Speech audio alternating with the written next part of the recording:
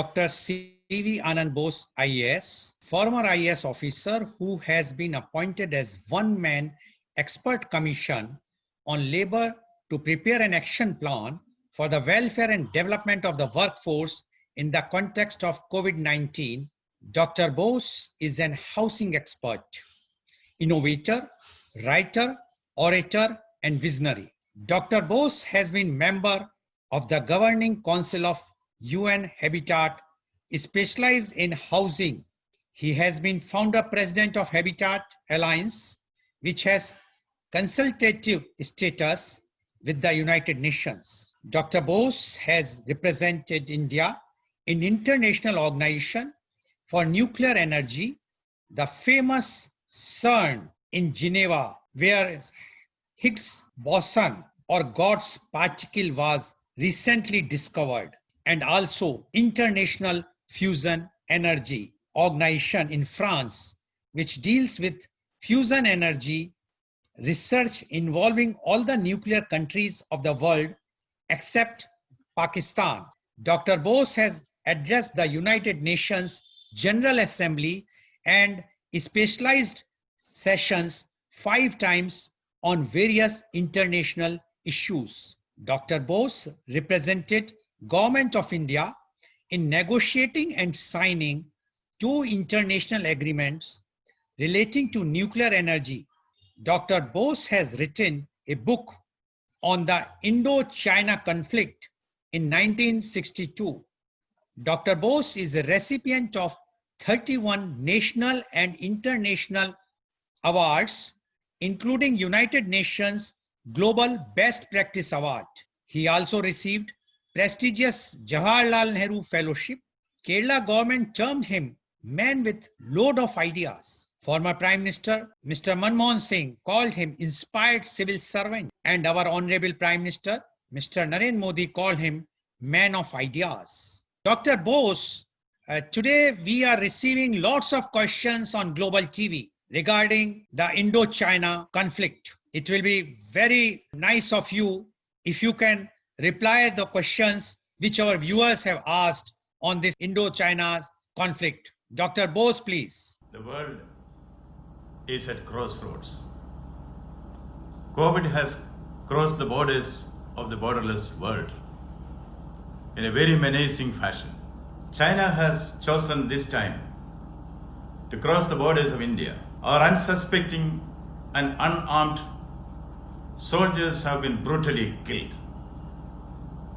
Before I answer the questions on this issue that have been raised to me, let me put the narrative in a proper perspective. In the jungle, there was the Lion King. Her Majesty would hunt indiscriminately every day. So many innocent animals were killed for no purpose. The animals united. They came with a solemn league and covenant and requested the Lion King, Your Majesty, why hunt indiscriminately? Let us all hunt together. We will kill only to eat, nothing more, nothing less. The king magnanimously agreed to this. The royal hunt started along with the other animals. A huge deer was hunted down quite democratically. His Majesty, the lion, said divide it into 4. For it was divided into 4 parts.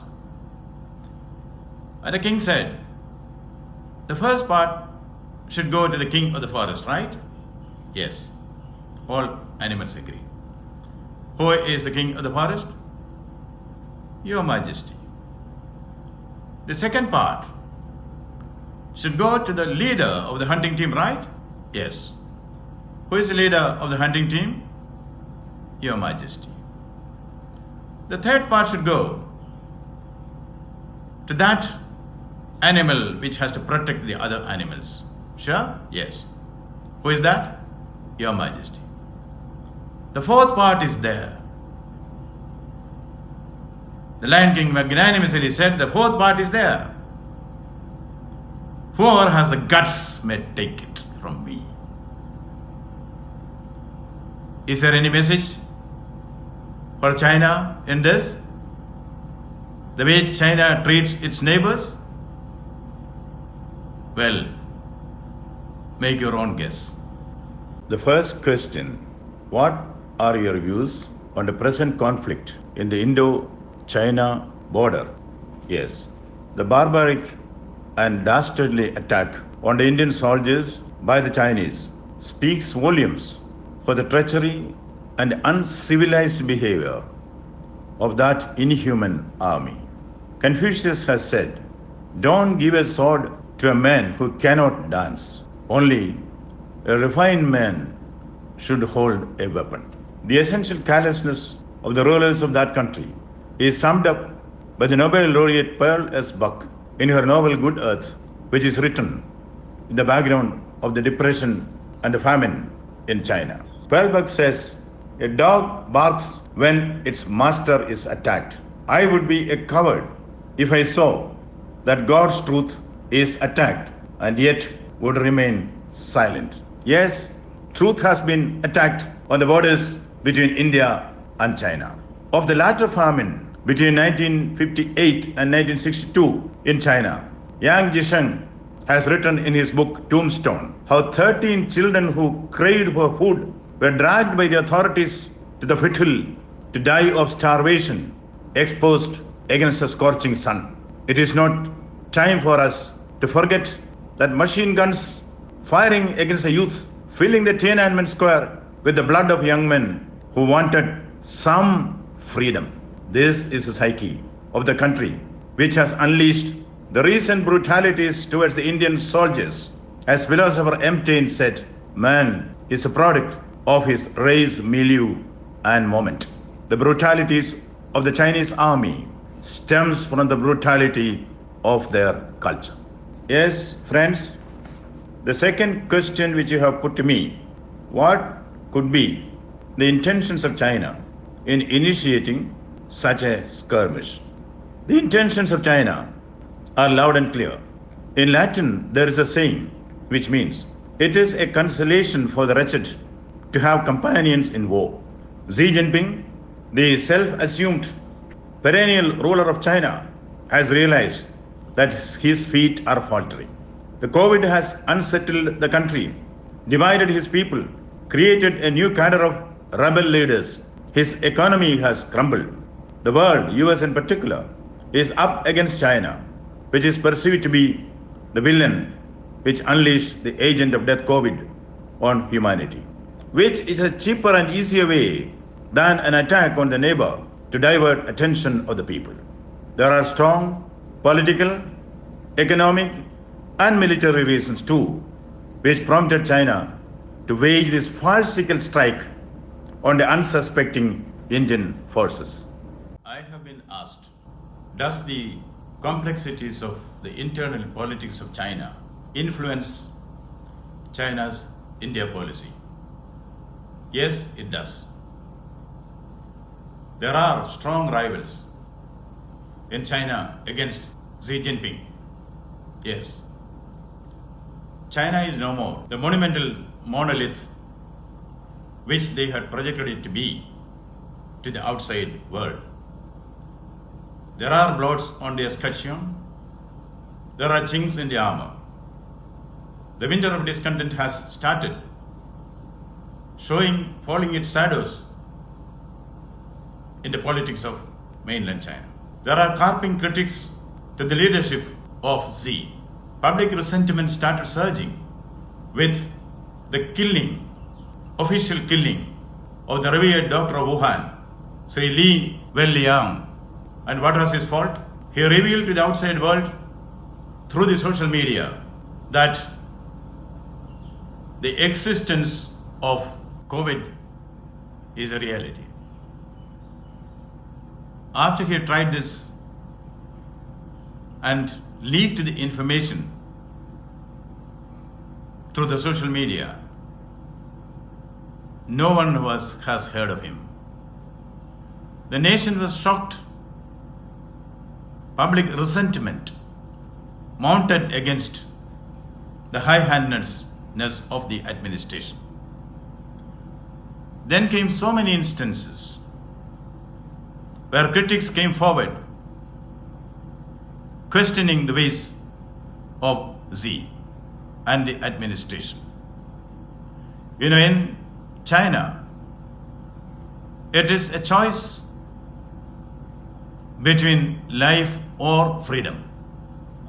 Many young intellectuals and professors, academicians and thinkers, they decided to stand firmly against Xi. Yu Zhongran, Su Xiong, Sang Yuezhong, Yu Lingqi. Their list continues like this. And then came the Chinese billionaire who openly said, in China, it's not a question of the king has no clothes, but a naked man is masquerading as the king. So Xi is surrounded. There are internal problems. That is one of the reasons why he is trying to turn the attention of his countrymen by making transgressions on the neighboring India. Next question. What are the political implications of the developments in the India-China border? Yes. There is a new brand of imperialism rising its ugly cobra head in the world. The Sino-imperialism. The leader of the so-called People's Republic of China got himself anointed as a permanent ruler of China. Yes, like the dictator of France. He has visions after me deluge, typical of the old emperors of China. Xi has shown the megalomaniac feeling, I am monarch of all I survey, or it appears to be so. He has an expansionist agenda. China sinks the vessels of friendly Vietnam, makes coercive incursion into the sovereign rights of Philippines recently, and Thailand of course, gives an occasional kick at Australia, hacks or diffuses their cyberspace, tries to melt down Hong Kong's democratic freedom, cunningly hoodwinks Nepal, grabs the whole of Tibet, raises border disputes with friendly North Korea, eyes for the land which belongs to India. In short, Xi the dreamer sees his empire as the military superpower, economic superpower, and wants to make it a political superpower of the world. Yes, if wishes were horses, the beggars would ride. But India, America, Russia, Japan, Israel, and the Eurasian countries on one side. China can count only on Pakistan, North Korea, and of course, the ultra-leftists and the Marxists of India. The world will be amused to see Xi Jinping, like Sancho Panza of Don Quixote or Don Quixote, riding on a rickety old horse and fighting against windmills. China watchers and futurists say that Xi's vaulting political ambition may lead to the division of China into 6 or 10 independent countries, as happened in the USSR in the wake of glasnost and perestroika under Gorbachev. The question, what are the economic implications of China's dastardly act on the borders? Well, China has been on an upward swing in marketing its goods abroad. COVID has obviously given a beating to the economy of China. China's economic expansion scheme revolves around the Sino-Pak economic corridor, which, as all of us know, passes through Pak-occupied Kashmir, POK. It is India's stated position that POK belongs to India, and the world knows that sooner than later it will be with India. scrapping of Article 370 in Kashmir, passing of Triple Talaq Act and the Citizenship Amendment Act has proved to China that India means business. China has been building excellent infrastructure, connecting it to the different parts of the world in the hope of a new Silk Route perhaps of prosperity. China has strategically negotiated access to the Oman port, but India out-Chinaed China and got permission from the Sultan of Oman for using the port for military purposes too. China has already negotiated with Sri Lanka and got permission to use their port for commercial purposes. China cannot bear India causing a chink in their economic armor. China sees India as an economic threat. What is the basis of the dispute between China and India? How is the border between the two countries defined? Yes. Basically, it is the border dispute between India and China. But there is more to it than meets the eye. Border is at times a cause, at times an excuse for dispute. The border between India and China, stretching across 3,500 kilometers, was defined as far back in 1914 in Simla under the initiative of the then British Home Secretary Henry McMahon. India, Tibet and China entered into border negotiations in Simla and reached an agreement defining the borders of India and China.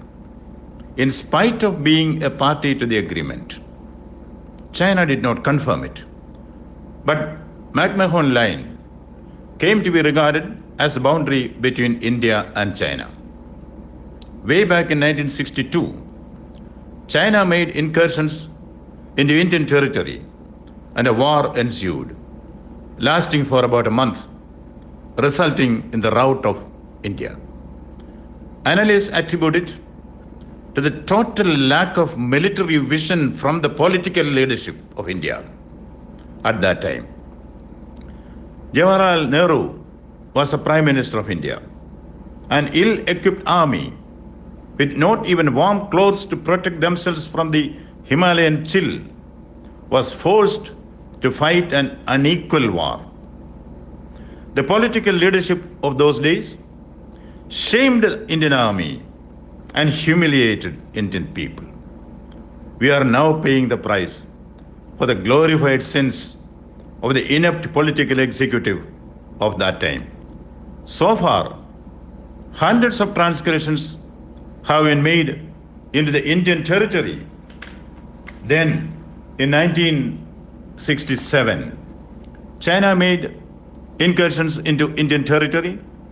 In 1975, they encroached into our land. In 1985, China laid claims on the integral parts of India in the northeast, and when Rajiv Gandhi was the Prime Minister at that time. China again attempted to cross over Indian border. In 2017, in Dokla, China again made border violations. Accidents are not accidental. There is a clear design behind it in military operations. Disrespect to the neighboring borders forms the crux of the dubious military policy of China. This is a legacy from Mao Zedong. Chairman Mao and his five-finger policy is diabolical in nature.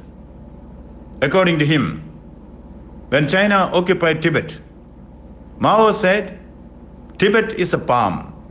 Now there remain five fingers. The five fingers are Ladakh, Arunachal Pradesh, Sikkim, Bhutan and Nepal. China is implementing this five-finger agenda. First they sent COVID to cross the borders. Now they're asking their army to cross the borders. The next question is, where does the International Committee of Nations stand vis-a-vis India and China if there is a armed conflict? The question is hypothetical. There is no armed conflict now. As of now, subtle implications and stated positions show that the USSR, that is Russia, USA, Israel, Japan, and many European countries will align with India, directly or indirectly, in case of an armed conflict between the two nations. China will be left maybe with North Korea and Pakistan, of course. Though China is wooing Bangladesh and even Nepal to be with them overtly or covertly. Of course, they can depend on the communists of India who played the fifth column during the 1962 crisis. But in case of a conflict, the Indian communists will realize that those who side with the People's Liberation Army of China will have to rest in the people's jails of India for helping the enemy disrobe their motherland. Yes, public memory is not too short. During the India-China War in 1962, the communists took a devious stand and publicly stated the land which China claims to be theirs and we ours. Some petty-minded leaders even went to the extent of saying we should donate blood to the wounded Chinese soldiers. Political frenemies inside are worse than the military enemies outside. Do you find any hidden relevance in the timing which China chose to launch this skirmish? Well, China is known for its dubious and diabolic sense of timing. They would like to fish in troubled waters only. In 1962, the Chinese chose to attack India when the Cuban Missile Crisis was at the flashpoint.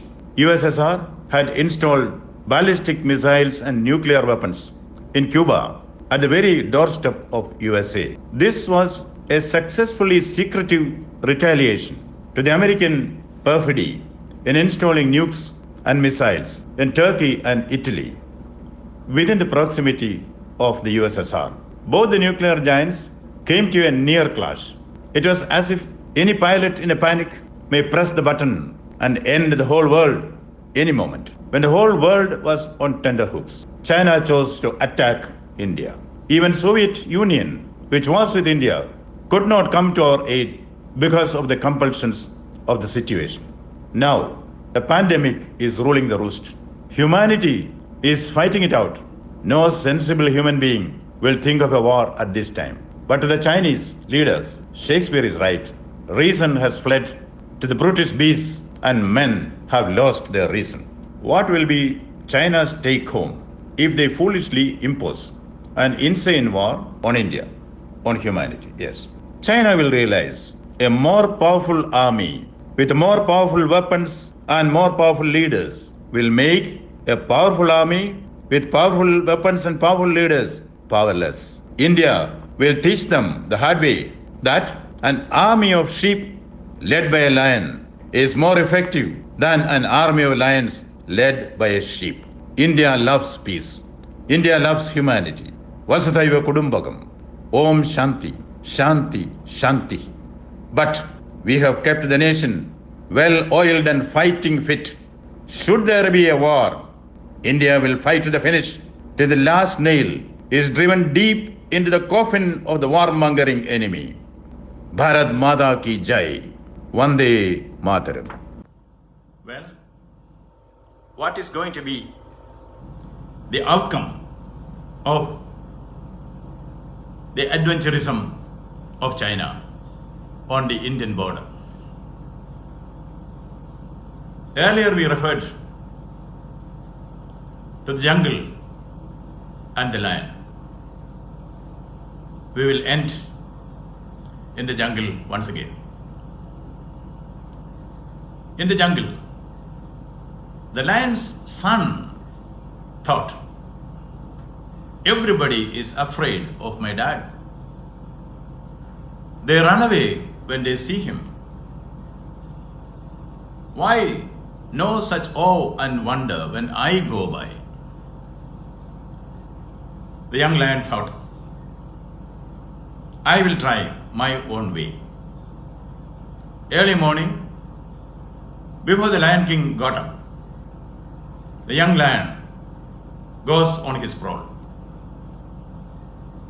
He asks haughtily a deer which passed by, who is the king of the forest? Meekly, the deer replied, Your Majesty, you are the king of the forest. Then came a bison.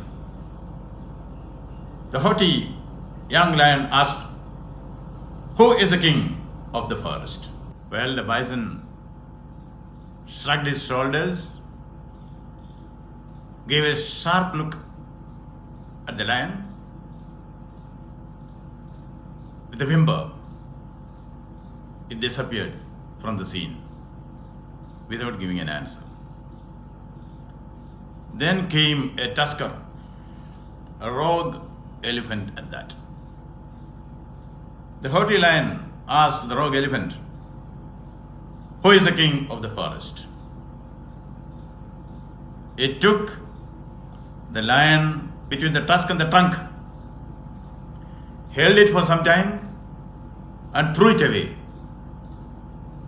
The lion fell on the rock, badly bruised, bleeding, limping. The young lion comes to the elephant and asks him, Elephant uncle, if you did not know the answer to my question, you would have just said that, then why this? Does China get any signal from this?